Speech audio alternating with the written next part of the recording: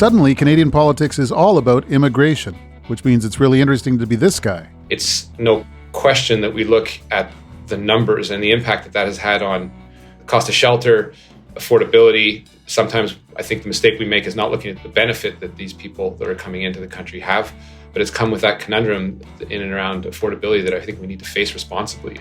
Today, the Minister of Immigration, Refugees and Citizenship Canada, Marc Miller.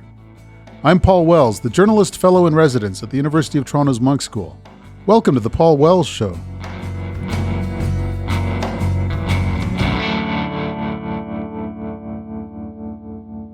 There's a saying that's become popular among political strategists in the last few years. If you're explaining, you're losing. The idea is that if you've got an opponent who's launching a lot of accusations at you, and you get stuck in the weeds explaining the details of this thing that you're managing, then that's a bad place to be in a debate. Because they've got certainty and you've got complexity. They've got simplicity and you've got, well, you never really know. So that's why people say this thing. If you're explaining, you're losing. I hate that saying. I think the philosophy behind it is lobotomizing our politics and making our entire discourse hostage to the least attentive, least thoughtful voters. I think a lot of things need explaining. And to me, it's a mark of courage when people are willing to do it. Which is why I like Marc Miller.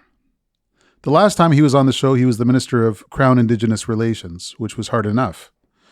But now he's the Minister of Immigration. And to the extent people worry that we're losing control of an immigration system that's been admired around the world, that's his problem. To the extent people think immigrants and temporary residents are making our housing shortage worse, that's his problem. Fortunately, he's a born explainer. He's been making the rounds lately, talking to a lot of my colleagues. But I think he and I had a particularly rich and detailed conversation, and I'm happy to share it with you. Marc Miller spoke to me from Montreal. Hey, Marc Miller, thanks for coming back on the show. Thanks for having me on again. You're doing what seems to me to be a bit of a media blitz. You talked to John Ivison for his column yesterday. You were on Mike Moffat's podcast. You've been talking to Rosie Barton. How come? There's no deliberation behind it. And usually, as you know, when we pitch you guys to do something, you either see it as an opportunity to get us on another topic, or it gets totally blown away and doesn't work. This is sort of just random. There have been a lot of big decisions that my department has taken over the last little while. And I think it's attracted a lot of attention, even though they weren't necessarily entirely intended to be focused on affordability. The two big decisions that we've taken in the department with respect to reducing people that are here on a temporary basis by about 20%. And the big whirlwind in and around international students and the stabilization, reduction of those numbers for the integrity of the system are ones that have been seen as very, very important affordability measures that will play into some of the decision-making into potential reductions of the interest rate, which will have an impact across Canada, but also on the perception that Canadians have that immigration is something that they want their governments, including the federal government, to be a little smarter about. So it's naturally garnered attention, and obviously glad to talk about it. I don't think we talk perhaps enough about the positive side of immigration, what it brings to the country, and what the consequences are if we don't move along the path that I think that we're trying to trace for Canada. Do you watch Letterkenny at all? I do. I haven't watched it consistently as a series, but yes is the answer. Yeah. Among the many kind of catchphrases on that show is to tap the brakes on something. And it strikes me that to some extent, that's what you've been doing in the last few months on various aspects of Canada's immigration. Would you agree with that perception? And why do you think that those decisions have come to dominate your 2024? It isn't about tapping the brakes. It's about looking at the immigration system as it currently stands after being in power for 8 years, looking at the good, the bad, and the ugly, and making some adjustments. It's no question that we look at the numbers and the impact that that has had on the cost of shelter, affordability. Sometimes I think the mistake we make is not looking at the other side of the equation, is the benefit that these people that are coming into the country have. But it's come with that conundrum in and around affordability that I think we need to face responsibly as a government. If we don't have these responsible conversations as governments, as a society, we're going to have some irresponsible ones. I truly think that we've gotten lazy as a country about talking the value of immigration. I think as a country, we can face these challenges in a mature way, like through most of our history we actually have. But that optimism is one that can easily be dashed with very toxic political rhetoric that we've largely been immune to. But I'm not, again, I've been around around enough to know that we're only one political statement or two away from a national leader from being in one of these toxic whirlwinds that we see happening in the United States, for example. Let's back up a little bit. You've now been in this portfolio since late June. And before that, you were in Crown Indigenous Relations.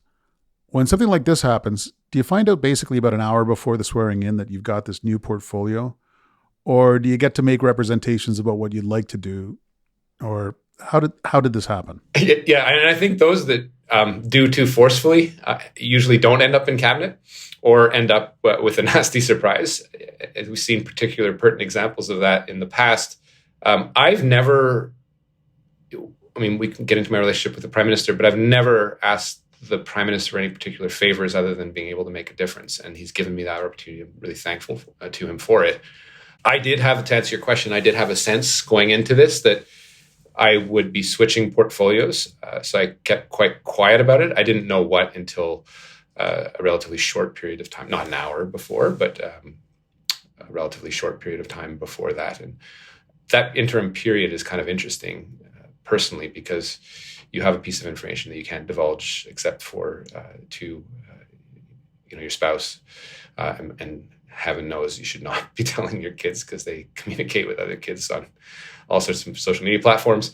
So that's sometimes how leaks occur. But it is an interesting period to reflect on, because you're reflecting upon perhaps your hopes, disappointments, anything in between, and aspirations. This is a challenge. It's a challenging portfolio. I love what I'm doing, but it's one also that it is consequential, I believe, for the next election. So I'm happy I'm in it. But I also loved what I was doing before, so that those are periods of personal reflection that you go through, usually within a week or 48-hour period before the actual shuffle is announced. What were the sort of broad takeaways from your initial briefings? I mean, you came out and you told reporters quite early on that there was something pretty badly amiss in international student visas, and some of the first headlines in your portfolio was, who's this jackass Marc Miller blaming higher education for our immigration problems? And then over time, some of us read some of what you had seen, and it, became a lot less critical. What was it like taking stock of that phenomenon? It's funny, you talked about political communication impressions that commentators, journalists, reporters have on what people say at their initial sortie from cabinet or first initial briefings. I've always been a bit of a political heretic in thinking that good policy makes good communication. I still believe it. It's why I am, and I have a lot of colleagues like that, I'm quite serious about getting fully briefed up. Obviously, I wasn't fully briefed up going into the portfolio.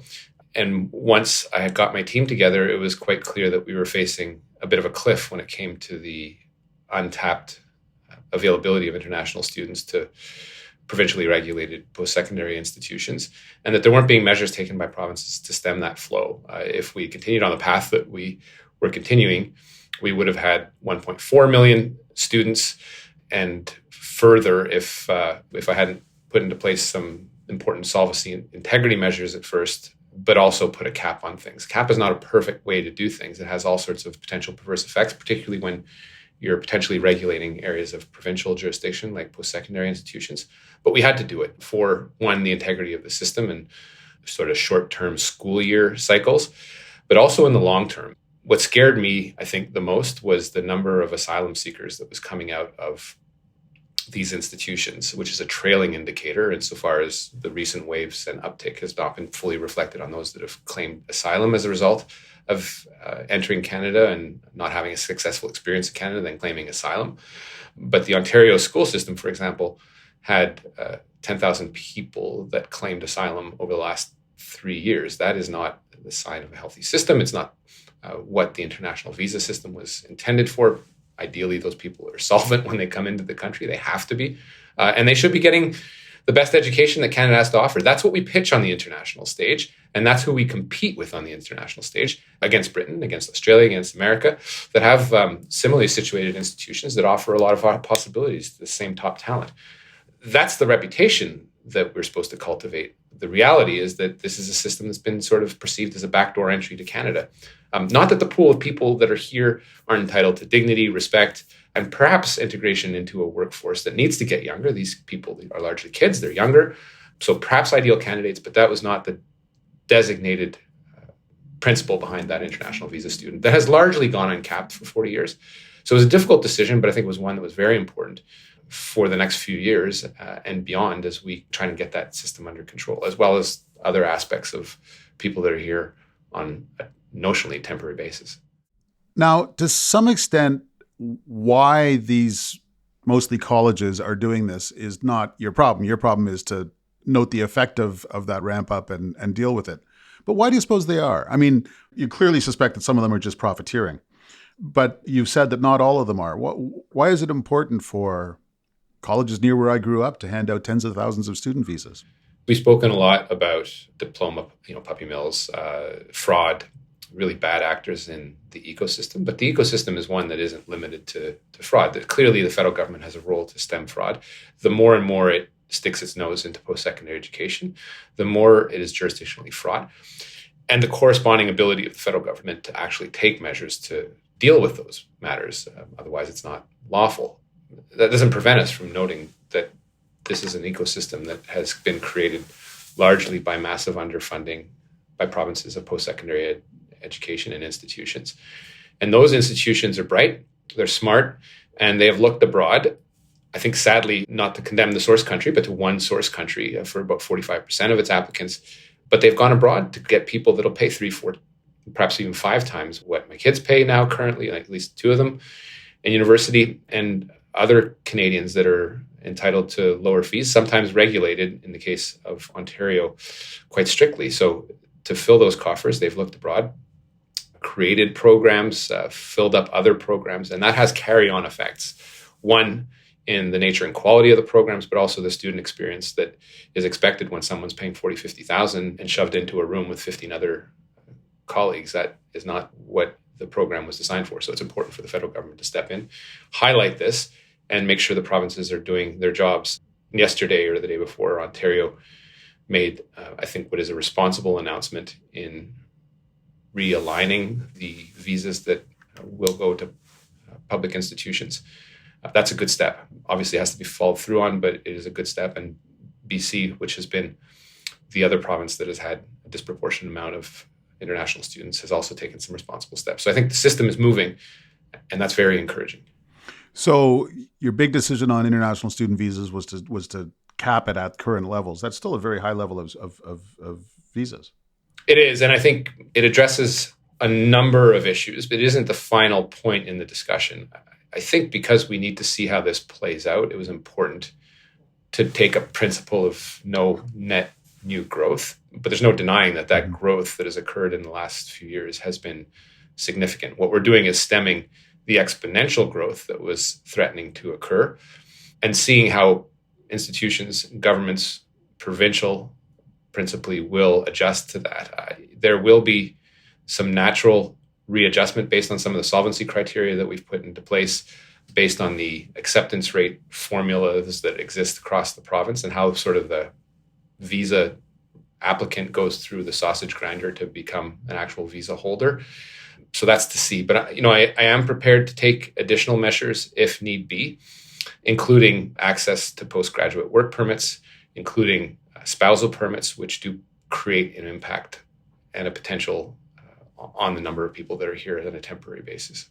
So make it harder for somebody to launch a career here and to bring their spouse over. I'm giving the impression that we don't want that to occur. I think to some extent we do, but we want that to occur with the right talent, targeted towards the proper workforce stream, and not simply a sham business degree or MBA that gets people in businesses that are just cheap labor. That isn't the intention of that visa stream in particular, and it's something we need to fix. It's not an overnight thing. I think it was an important first step, but it's a significant shock to the system that will create turbulence during the first year.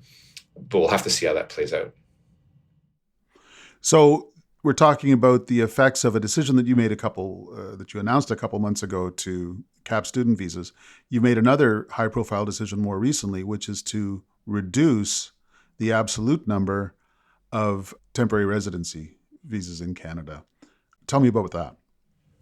Yeah, this is a measure that we felt needed to be taken. The current profile of people that are in Canada on a temporary basis is, I think, wildly misunderstood. It's something that's jumped from a couple percentage points to about 6.2, 6.3% of the population in 2023. It is perhaps even higher given the influx of Ukrainian temporary residents. But it is one that has jumped significantly with impact on affordability and the cost of shelter. Economists attribute that as one of the contributing factors to increase in rental prices, pressure on the education system, pressure on the health system. It's uneven in different provinces, and I think it's something that we've needed to and do need to get under control. What I announced last week was a soft target of 5% to be achieved over the next 3 years. That's a significant reduction of about 20% in the current number of people that are here on a temporary basis. Understanding what that pie chart looks like is key to this discussion. The impression most people have about temporary residents is that they are people that are working in the fields or working in the fish transformation industry. That's only a small percentage of that pie chart. The rest is international students. It is people that are here on postgraduate work permits. It is people that come in under our international mobility pathway, which has a lot of iterations, including fulfilling our international obligations under our trade agreements, intercompany transfers, as well as what I mentioned earlier, asylum seekers and humanitarian pathways. Now, last time I checked, the war in Ukraine is not about to end, and we will not be sending Ukrainians back to a war zone. Some of them may want to become permanent residents here. So there are things that we can control, and then there are things that we can only manage. If we do things the wrong way, and the Desjardins report that came out the other day clearly highlights that, we have the potential of impacting the economy negatively, which is what we don't want to do. And so there's a huge role that provinces need to play in taking a look at their workforce, taking a look at the over-reliance on temporary workers, and to work with us to adjust that. My colleague Randy Boissonneau at the same time announced the reduction in one of the measures that we have, which is to reduce in some sectors the availability of temporary workers from 3 to 10 workers to 2 to 10 workers, which is important and will reduce that number. There are differences within provinces at the same time. Quebec does not have the international student challenge that Ontario does. It does have a challenge in the manufacturing industry where there is 3 times more temporary workers than there is in Ontario, which has a bigger manufacturing base. So that's work that needs to be done. I need those guys at the table telling me where their needs are and where they will use their responsibility to reduce the number of people that are here temporarily. That's the inflow, Paul. And I think another discussion that we need to have as well is what the outflow of those people look like. All those people will not leave the country. There needs to be increased paths to permanent residency domestically. A lot of that is on my shoulders, how I use that 500,000 allocation we have for permanent residency, looking at more domestic draws, which is important because it doesn't mean another person coming into the country needing more services and shelter or a house. It means that I take those people out of the temporary pool into the permanent pool. Now, it has to be done the right way. It can't be just done to juke the stats, to use an expression from The Wire. It needs to be done in a way that makes sense and entitles people that are qualified to become permanent residents. That makes a ton of sense. Even Premier Smith, that I don't think I agree with on much, if anything, has said she wants more asylum seekers from Ukraine to transition into permanent residents. There's some geopolitical discussions to be had there. But my point is that if you are a province and you have entitlements to select workers into the permanent residence path, which all of them do, and Quebec has the most responsibility, use that to draw from the current pool that's here, and let's be smarter about how we're using our labor pools. You've mentioned Ukraine a couple of times. I'm just wondering how many Ukrainians have moved to Canada as a result of the war. I had the impression that Canada was generous in offering places to Ukrainians, but that in the nature of things, they were stopping a lot closer to home than Canada. Do you have a sense of what the numbers are? It'll be about 300,000 in a month. Okay. So it's a lot, and it's not insignificant. No one would forgive us if we did anything else. And we don't track departures, but so these are rough numbers. but it's really significant. There will be, at some point, a pressure for people to want to stay. There are pathways currently that we have as part of Canada's programs to transition some people to permanent residency, but not all are eligible. So there will be a point at which we'll have to have a discussion, including a geopolitical discussion with all our partner countries that welcomed Ukrainians as to how we do a managed repatriation or pathways to permanent residency. This wasn't intended to be an exodus from Ukraine. It was intended to keep people safe and alive. Now, there's a bigger narrative here, or a bigger fact, which is that general immigration numbers went up quite a bit as a matter of government policy from about 2021. Canada's always been a country of high immigration. It's nearly consensual that that's a good thing. But a few years ago, really on the exit out of COVID, your predecessors bumped the number up. Why? That discussion predates COVID. We have been struggling during COVID, but even before then, with real labor shortages, a very negative demographic curve, not dissimilar from any of our partner G7, G20 countries. And it should scare the hell out of people. It's not as politically expedient to discuss in 2-year, I guess, since we're in more electoral cycles. But it is one that if we don't address it in a responsible way in generational terms, we'll face a cliff and a wall that will jeopardize the services that Canadians consider, in the case of healthcare, part of our national identity. And at the short-term educational challenges, schools emptying, and people aren't having the number of babies that are needed solely to make that workforce younger. The 7-to-1 ratio that existed when I was in 1973 is now getting closer to 3 and then 2-to-1 of workers to retirees. You just have to look at the pie chart of where the government of Canada spends its expenses. It goes to an older segment of the population, which can lead to disenfranchisement from younger segments of the population. And that can have electoral repercussions. I think solving these problems in a smart way, not to say that we necessarily deserve an A on this, is important. Although the Bank of Canada has highlighted that this government in particular has done a singularly good job at making the workforce younger compared to its peers. It's measurable. But that has come with a conundrum, the conundrum being the impact on affordability, impact on housing, impact on infrastructure, impact on social services. Yes, run by the provinces.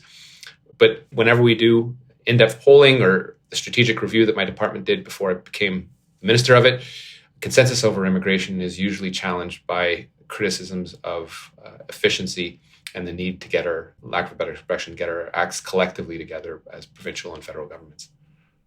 The case for higher immigration as a sort of a long-term economic policy, a structural policy for Canada's long-term future, was made in 2017 by Dominic Barton's Economic Advisory Council, a sort of a ginger group that was set up by Minister Morneau in the early days. And among their sort of half dozen recommendations was annual immigration at 450,000, which in 2017 seemed like an almost impossibly ambitious number. But again, since 2021, it's been higher than that, 500,000, which is where you're going to hold it for a couple of years. Did Dominic Barton's group influence the government's thinking on this sort of stuff? I can't speak for other ministers. Certainly not my thinking, although I respect the guy. I've only met him a couple times. Interesting points. Some were sort of take it or leave it ones, but the discussions are ones I think truly that we've reflected through cabinet, some of the consultations we've had with our provincial partners trying to put together all those numbers. Immigration target level setting is kind of takes a parallel path as creating the budget. Ministers, in this case provinces or chambers of commerce, come forward with their numbers. They're always wildly above what ends up being in the budget. So too with the immigration level numbers. And there's a lot of picking and choosing between programs that are sort of jealously guarded bureaucratically. And I think the decisions that we make between sort of the large categories, economic migration, which is with the target that we aim is about 60% of the migration. It's something less talked about, but it brings capital in the country at low cost. And then less economic related, but very important for the well-being of families, family unification, about 20%, and then 20% humanitarian. are ones that have varying levels of cost associated per individual. I think all beneficial in the long run, but there's a balancing act that occurs there once you get sort of all the numbers into the aggregator, into that, and it's never a comfortable discussion with everyone fighting really hard for their constituents. So that is a bit of the level setting sausage making that I see, and we obviously look at heavily influenced these days by some of the analyses from economists and banks, but that's not solely the only consideration. We also have considerations of language, making sure the French is vital outside Quebec, inside Quebec as well. Less my job, but I have an important role in helping them. And other humanitarian considerations that we can't necessarily predict all the time. We see things boiling in Haiti right now. We see other pathways that constituents, diaspora ask us to open our hearts to, and we have some very difficult choices to make. So it's difficult, but I think all these studies are informative, but we never rely solely on one of them. You pick and choose, and what comes out is through the announcements that we make. Okay. I'm creeping up to a theory that has been aired out in some detail by my colleagues at Radio Canada, which is that the Dominic Barton Economic Advisory Panel gave way to this NGO group called the Century Initiative, which is a group of quite prominent Canadians who are arguing for Canada's population to grow to 100 million. And might as well air this out. I find it a fascinating theory, even if it isn't entirely persuasive, that Barton comes from McKinsey. Massively increasing immigration causes a lot of administrative problems, which generates a lot of contracts for McKinsey, and therefore everyone's happy. You will have seen the reporting on Radio Canada that airs out this theory, and I'm sure that I know that you've been asked about it. What do you make of this notion that this is essentially ginning up business for consultants? Look, I think they have lots of ways of making a lot of money, sometimes frustratingly so. I've been sort of singularly uninvolved in that effort. Not that I haven't seen what's been produced. These are some smart people. There's some take it or leave it stuff in there. It's a group of, in some constituencies, in some circles, that has taken on sort of this conspiracy theory narrative. And, if life were that easy, we might be in a different situation, but it's certainly a little wild sometimes, some of the projections they make and some of the aspersions they cast on some fundamentally pretty decent people. But it's taken on right now in Canada, this Illuminati-esque angle to it that is just bullshit. So okay. It is what it is. I don't disrespect those people. Their opinions are important. They remain opinions and not the direction of the government of Canada. Your job does involve some pretty tricky implications on federalism. I mean, in the two biggest provinces, the ones where you and I spend most of our time, the Ford government wants basically as much immigration as they can get because they see that as a ready answer to some labor shortfalls. And the Quebec government, for traditional reasons, is a little more circumspect and a little more nervous about high immigration levels. And as a matter of fact, Premier Legault, a couple of weeks ago, asked the Prime Minister for even more control by Quebec over immigration-related decisions, and the Prime Minister turned him down. Can you explain to people who are less familiar with this why Quebec has as much control over immigration decisions as it does, and why the decision was made not to extend those powers? I guess a couple of things. There's some, I think, bitter irony in the political narratives that are, there's some toxicity to it. If I look at some of the polling in those provinces, at least in one study that I just recently viewed, attitudes towards immigration are much more open in Quebec than they are, for example, in Ontario. That might be a surprise to some, but it happens to be true, at least according to at least a couple of things that I've read. There's probably many reasons for that. That does not translate at the political scale. I think in Quebec City, there is a particular narrative that is electoralist in nature. And I think that's unfortunate. Quebec, when it does immigration, does it well. It has its challenges, but it's one where there's a lot of things that other provinces could learn from, particularly in some of the ways it has approached and integrated asylum seekers. Now, there's questions of volume, there's questions of absorptive capacity that are often unquantified sometimes get conflated when they're not quantified properly with the willingness to welcome people. But there are challenges in both provinces when it comes to asylum seekers and the right use and leveraging of these people that come into the country and how to integrate them into the permanent population and to have a successful immigration.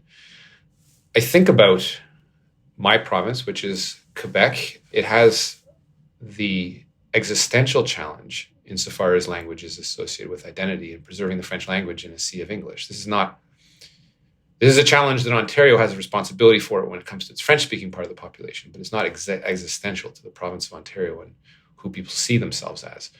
And to the extent that we have favored and allowed immigration, particularly Anglophone migration, without properly federally creating the pathways for another prominent language across the world, fifth or sixth most important language, we've created and fueled a disproportion that Quebec has used politically, but also rightfully to demand more powers and more control over who comes into Quebec. And I understand that. Robert Bourassa negotiated this agreement in the 1990s, the Quebec-Canada Accord, which basically has a mathematical formula that keeps increasing based on federal expenditures, regardless of whether Quebec increases or decreases its population levels, that it has a large control over the economic segments of Quebec, contrary to Ontario and other provinces, can control its economic migration. I believe some other provinces are quite jealous of that arrangement, but it gets compensated to the tune of $750 million this year, $5.2 billion since we took government, to integrate,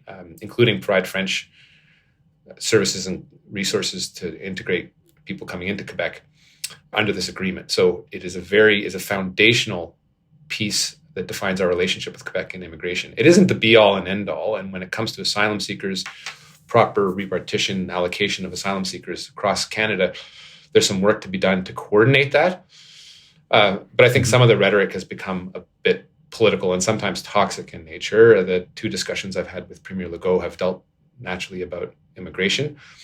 They are ones I think that we need to continue and have a bit more of a reasonable, rational conversation. I had a conversation yesterday with my colleague, Christine Frechette, in Quebec City. I sensed that it was productive, but there's areas where we will not necessarily agree with the CAQ government on, and that's just the reality of politics. I have a responsibility federally to represent Quebecers and Canadians in one of the most important areas of our jurisdiction, which is immigration. Any country that gives away its power over immigration to a subnational entity or another body is not truly a country. So I think we can have really rational and sensible discussions over the use of the important powers that each of us has to make sure, particularly when it comes to Quebec, that we preserve its distinct identity as a nation. As a matter of pure politics, because there's always politics when a premier meets a prime minister, were you and the prime minister helped by the relatively haphazard way that Premier Legault made his request? I mean, he hadn't mentioned that he was going to be asking for all powers in immigration until question period the morning before the meeting. He said if he got a no, he'd explore his options. As far as I can tell, his options included tweeting about it and then moving on. I could imagine you guys having a tougher day at the office than what he handed you. Yeah, maybe. I mean, I know the Prime Minister sufficiently well enough to know that he would have said what he said, regardless of what happened at the National Assembly a day or two prior. I think in terms of political pressure and narrative, that's probably a question that the Premier or Minister Frechette could probably answer better than me, but it certainly helps to go into a meeting with a reasonable sense of what is achievable without having wild expectations that for a fact will not be satisfied coming out of it. That goes from a political conversation, a business conversation, to a relationship conversation. Within the last several months, I actually interviewed your deputy minister at the time, Christiane Fox, about an ambitious structural reform in the department that she was presiding over. She promptly got moved to a job in the Privy Council office closer to the clerk, and you have a new deputy minister. Does that interfere with these kinds of ambitious structural reforms that are underway? And what can you as minister do about that? Yeah, and I think I told you at the time that, and I didn't know it was happening, but I think I told you at the time that what often happens is the best ones get plucked for somewhere else, or I can't remember what I said, but it was quite the fateful comment. But she is one of the best out there. you want two things. You want consistency in the public service and the ability to get a job done over a certain period of time. And you want people moving around. Even in a cabinet shuffle, there's always a lag that creates turbulence, and there is always an impetus to slow things down for a number of reasons. That happens in any shuffle of senior officials. Luckily, I got a good deputy minister who had a very good reputation, but he has his own way of doing things. And he may want to shape the department in his own image, as any good corporate manager or executive will do. So that can be good or bad turbulence, but it certainly comes with a different approach to things. I've seen his way that he wants to do things. I support him in it, but it is different than what Chris was doing. At the same time, you don't want to keep people in positions simply because they suit your political purposes and they have to be effective for your own political purposes. And I think there's a tension between political type people like ministers who, compared to deputy ministers, have a fewer set of qualifications to be in the expertise area that they're in. Deputy ministers earn their job after years of slugging away. And sometimes a number of us ministers just get put here for a variety of reasons, hopefully based on capacity. But getting elected doesn't necessarily require the CV that you would want for, if you're a defense minister, justice minister, or an immigration minister. So there is that sort of tension. And I know I sound like I'm rambling on, but those qualifications, when you want people in your place for your own purposes, you don't want to prevent their upward mobility, because these are people that have taken a different career path and deserve to be properly promoted. And I'm really happy for her because she's excellent. And she'll do a good, and I think a great job at the Privy Council that has its own challenges. Speaking of challenges, last time you were on the podcast, the Liberals were 8 points higher in the polls than they are today. How does that change your work? I may stop going on your podcast. I hope we're not. I hope we're not 10 points lower next time. This is the beginning of the comeback, Miller. Let's hope. Whether you agree with his approach or not, and I think a lot of self-confidence in politics comes from the attitude and approach of your leader. But the Prime Minister is never worried all that much about being an underdog.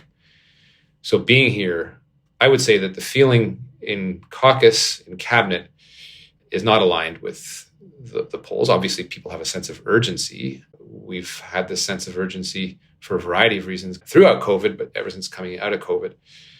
We're in a minority, so we always have to respect Parliament, but you also have to respect the relationships in Parliament, or else we'll be out vying for our own jobs tomorrow.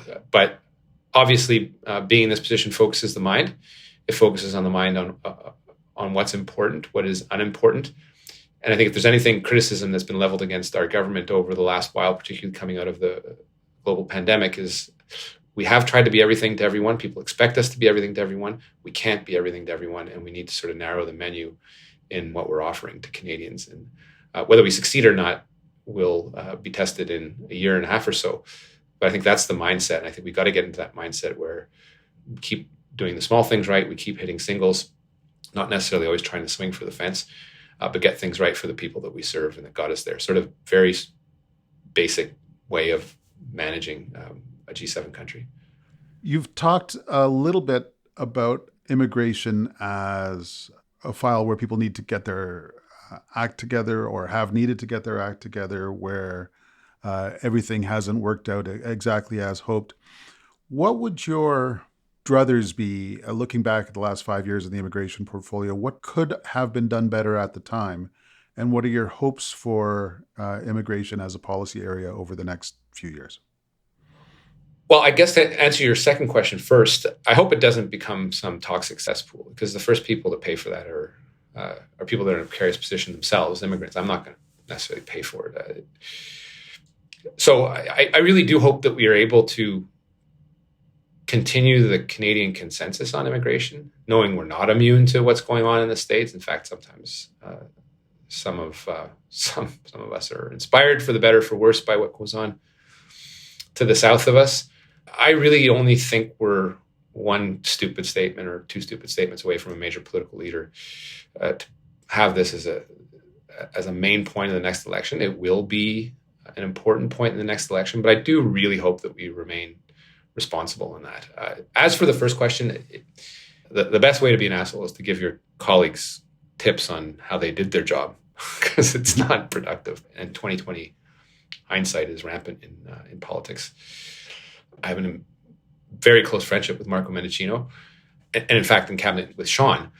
And Ahmed and I are friends too. I was an MP when Ahmed was a minister, and I had Adam on the issues that were plaguing my riding and my constituency, which is the busiest one when it comes to immigration in downtown Montreal. 80% of my staff works on immigration issues. I've seen the headaches they go through. So I know how and what they've been struggling with. So hopefully you can build on that. And that's something that I hope to do. Sean's been unfairly criticized on the international student file. In fact, he was, I would say, one of the biggest advocates for me to put a cap on things. And he had certainly been warning provinces before that. There's a comfortable narrative sometimes that a new minister comes in and takes some radically different positions. Often you see that's work that's been in the makings. And certainly there's a lot of stuff that I put on the table for Gary and Sangri to thrive on, and he's working on. So I really enjoy their friendship and their advice when it comes to the work I'm doing, because there's frankly very few people that I can rely on that have been in the same position as me. And they often have tips that are helpful and pitfalls to avoid, particularly with an administration, a public service that is a big machine and has a certain way of behaving, and that can vary from department to department. Well, certainly the best way to approach a lot of these problems is to talk about them openly. And you've been really generous about doing that with us this week. Thanks for taking the time to talk to me. Thanks, Paul. Really appreciate being on your show.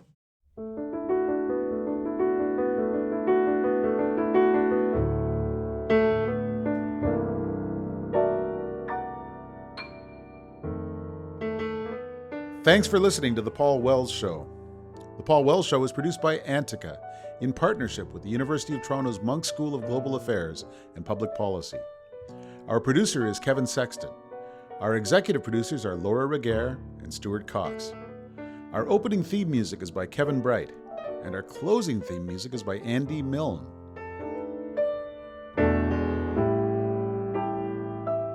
Go to paulwells.substack.com to subscribe to my newsletter. You'll also get a premium version of this show with bonus content. We'll be back next Wednesday.